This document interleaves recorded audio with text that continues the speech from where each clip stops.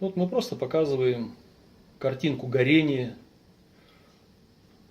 в лабораторном опытном образце печи Визиера. В этом режиме печь горит уже около 3 часов. Видите, здесь так называемый вот эффект авроры, что ли его назвать. Я слышал такое название, когда снизу лежит просто то, что осталось от закладки дров, ну, по сути угольки. А все горение очень медленное, ровное, спокойное происходит в верхней части топливника. Ну, вот одна из целей этой печи с цилиндрическим гнутым стеклом.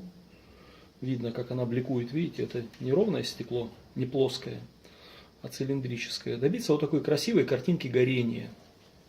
Спокойной, чистой, красивой.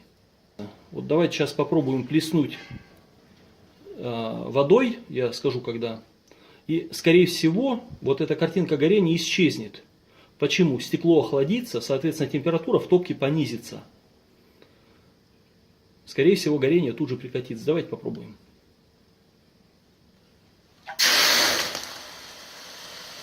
Вот видите, мы охладили стекло, температура в топке резко понизилась и горение прекратилось. Что будет происходить сейчас?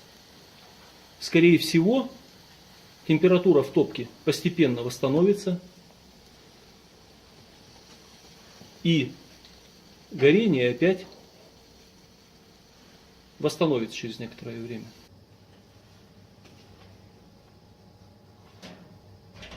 О, произошло. Накопился газ. Да, накопилось достаточное количество газов для вторичного горения и поднялась температура в топливнике для того, чтобы этот процесс опять восстановился. Вот видите, такой интересный опыт. Ну, опять вот не менее прикольная, интересная картина горения. Ну, напоминаю, это печь Визиера. Печь с гнутым стеклом, с футированной топкой, с чистым горением. Ну, такие вот занятные эксперименты.